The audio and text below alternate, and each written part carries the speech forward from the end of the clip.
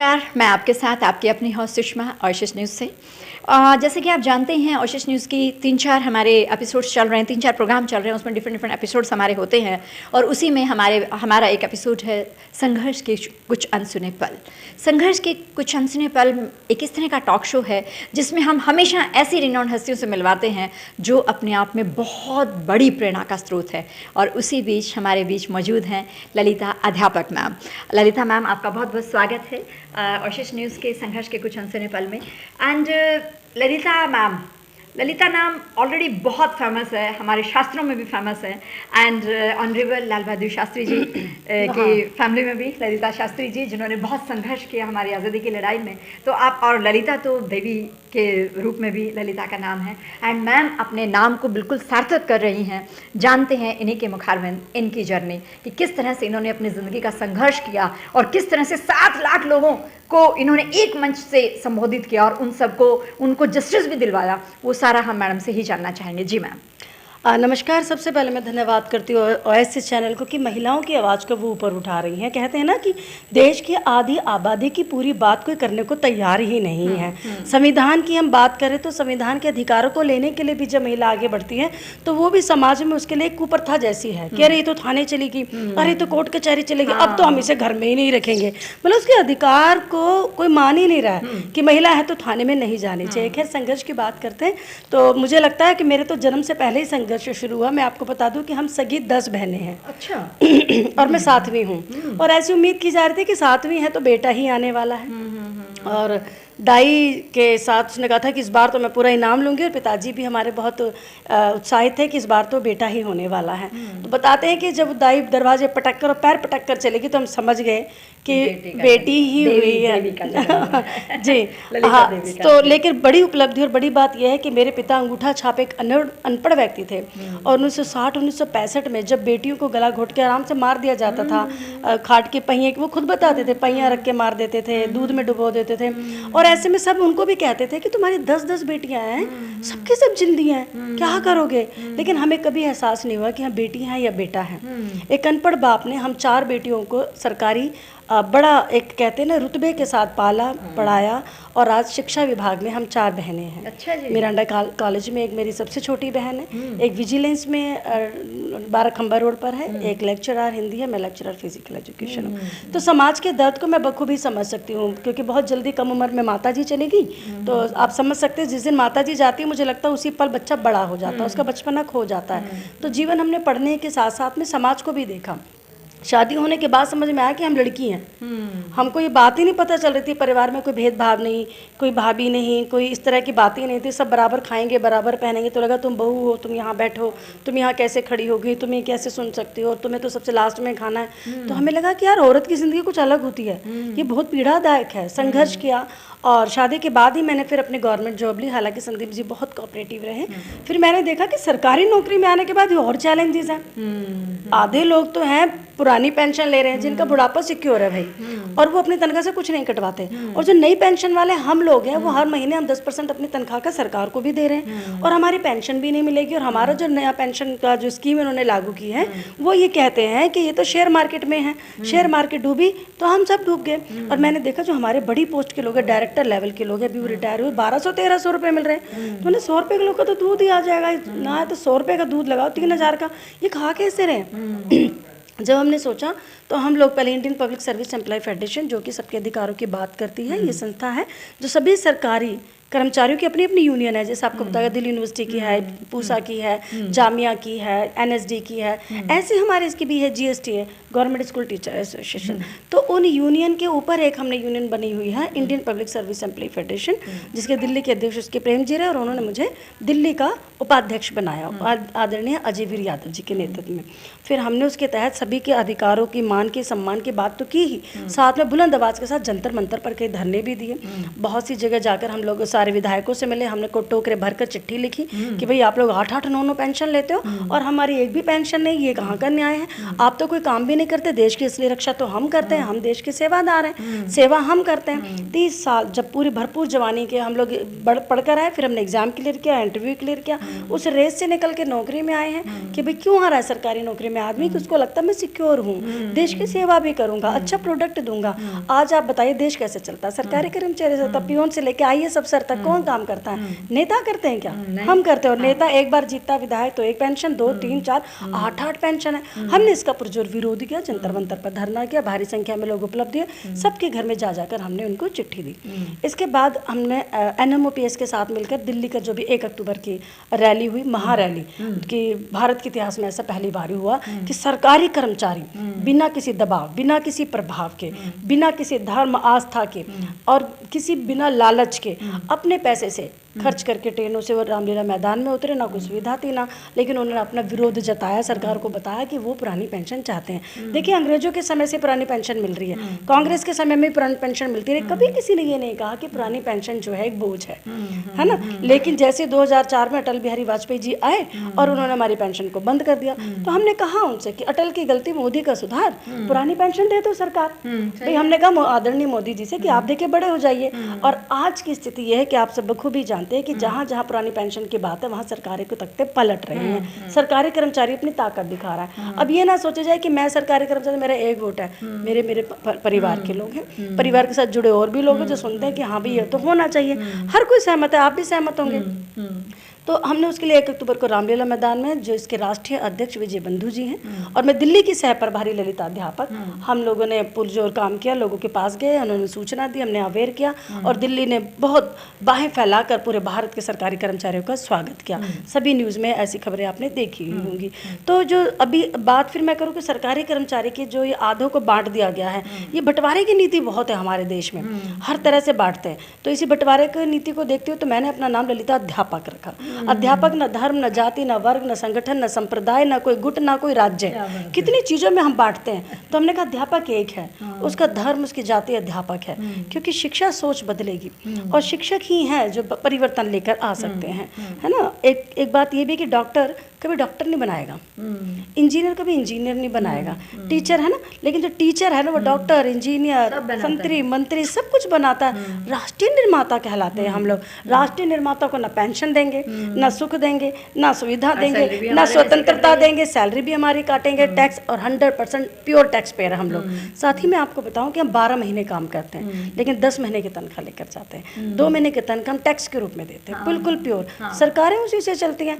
उसके बाद ईमानदारी से आप हमारा हक तो दे दो हमारा। और मैं आपको बताऊं जितना पैसा हमारे काट रहे हैं और इतना करोड़ों अरबों रुपए उनके पास है, उसका इंटरेस्ट दे तो पेंशन बन जाती है आराम से, कोई दिक्कत नहीं है। हम कह रहे हैं आप लीजिए, 8-8-9 का तो कोई अधिकार नहीं, लकीर के फकीर बनने की बात है, पता नहीं कब कोई कानून बना होगा, लेकिन वो एकजुट होकर अपने कानून की रक्षा सुरक्षा कर लेते हैं, आँच नहीं आने देते।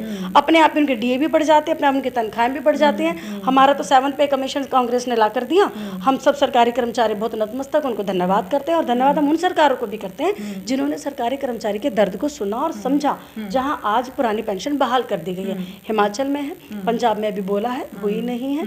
आप देख रहे हैं अभी तमिलनाडु, कर्नाटक, मध्य प्रदेश, हरियाणा सब में बदलाव होने जा रहा है। तो सरकारी कर्मचारी अपनी ताकत को दिखाने के अब कितना सहन करेंगे, है ना, एक लिमिट होती है, इतना परिवर्तन आ रहा है। तो ये अभी हम संघर्षरती हैं, जब तक देश में सबको सबके अधिकार ना मिल जाए। तो मैं इस मुहिम को अपने विद्यालय में बताती हूँ कि बेटी सृष्टि है, वरदान है ना, क्योंकि मैं कविता के माध्यम से भी बड़ा कहती हूँ। आप कहते 2 पंक्तियाँ जरूर कहूँगी कि गर्भ से निकल गई तो आसमां को चूमेगी, बीज है धरा के धरती को फोड़ निकलेगी, रूप प्रकृति का है, सृष्टि का वरदान है, नाम नारी तो क्या नरों की ये खान है, हौसलों की सांस भर उम्मीदों की मेहंदी सजा, गढ़ने लगी इतिहास देखो भूतकाल भूल कर, उठ खड़ी है बेटियां बेड़ियों को तोड़कर, जकड़ी जंजीर और जुल्मों को मोड़ कर, आह करा छोड़ छोड़ गीत दर्द के, आंख में आंख डाल चली साथ मर्द के, वेदना के दास्तां जो युगों की गूंज थी,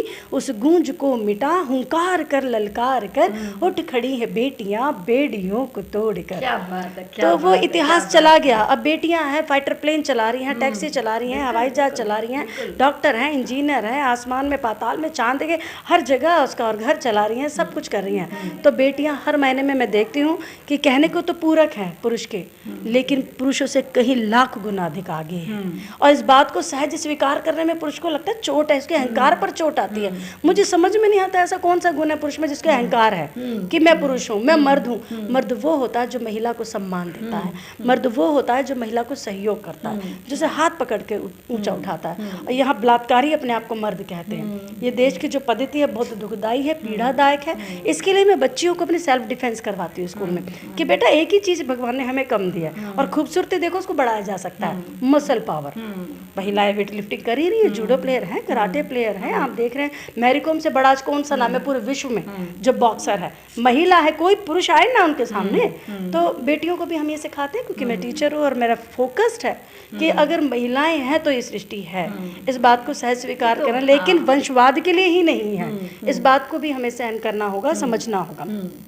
तो सेल्फ डिफेंस करा रहे हैं। अब मैं आचार्य जी के साथ जुड़ी हूँ, तो मुझे क्योंकि मैं एज ए फिजिकल एजुकेशन मैंने इसी में अपना पूरा मास्टरी की है, दिल्ली यूनिवर्सिटी से मेरी एजुकेशन है। और मेरा सपना यही था कि लोग स्वस्थ हों, खेलें, खुश हों, मस्त रहने चाहिए। ये स्ट्रेस में क्यों होते हैं, इतना डीप क्यों सोचते हैं? और क्योंकि आप देखिए खेल के मैदान में यदि किसी भी उम्र के लोग को छोड़ के मैंने देखा है, वो सबसे पहले मुस्कुराते खेलते हैं कि हाँ जी क्या करना है, मतलब अभी खेलने, मैंने कहा अभी खेल तो शुरू ना, पहले ही खुश है।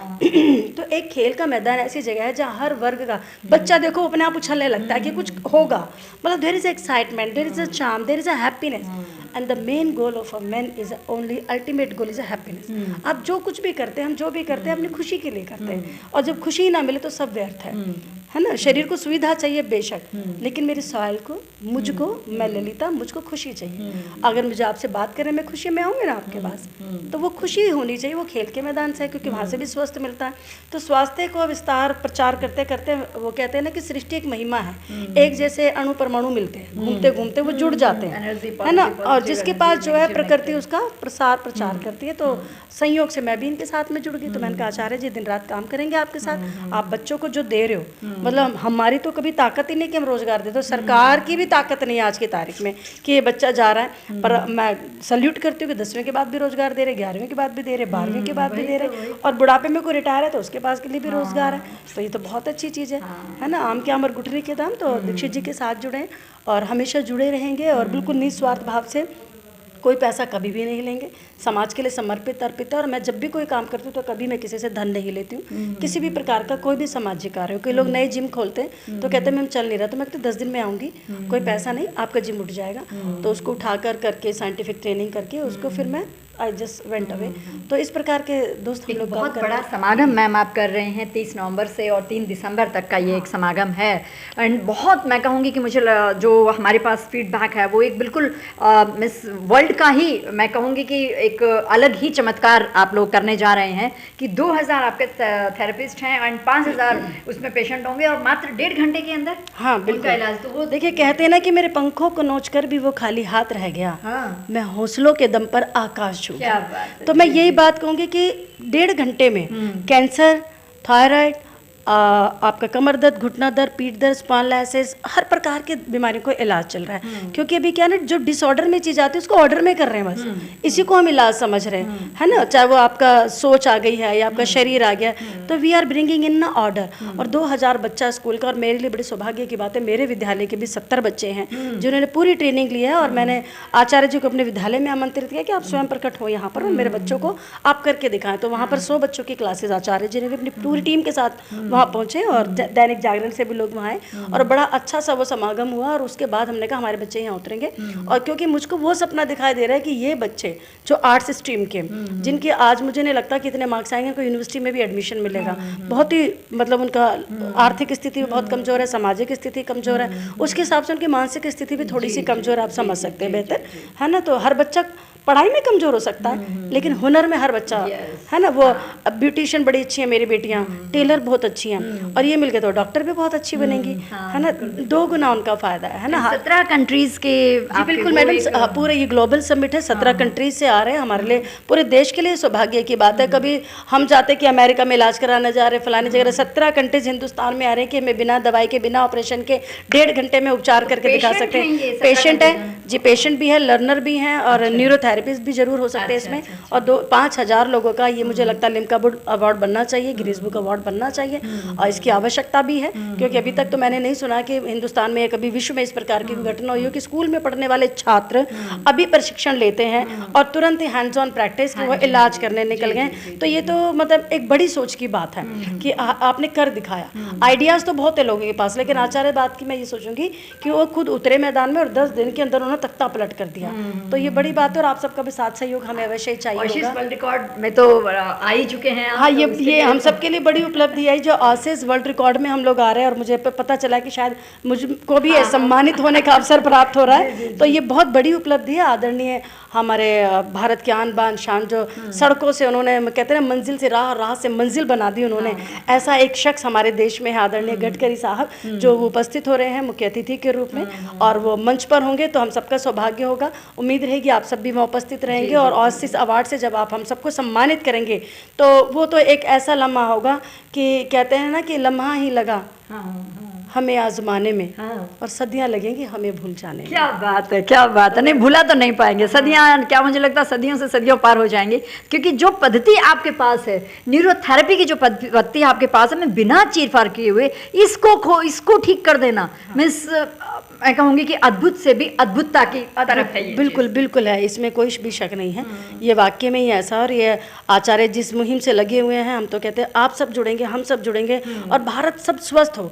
कि मुझे लगता है समृद्धि, सुख, इससे बड़ा और कुछ नहीं हो सकता कि हम स्वस्थ हैं। क्योंकि बड़े बड़े लोग मैंने देखे इतनी बड़ी पोस्ट पर बैठ के भी बीमार हैं, और जितने भी आय लाते व्यय कर देते हैं अस्पतालों में, लेकिन फिर भी उनको कोई इलाज नहीं मिलता है। क्योंकि doctors are always in the practices, they are not perfect. But यहाँ परफेक्शन हो, कहते हैं अभी करते हैं जी, आइए हाथों हाथ करते हैं हम। तो एक बड़ी उपलब्धि के साथ में हम हाथों हाथ क्या मैम, एरोप्लेन में चलते चलते कर दिया। एरोप्लेन मतलब कुछ चाहिए ही नहीं।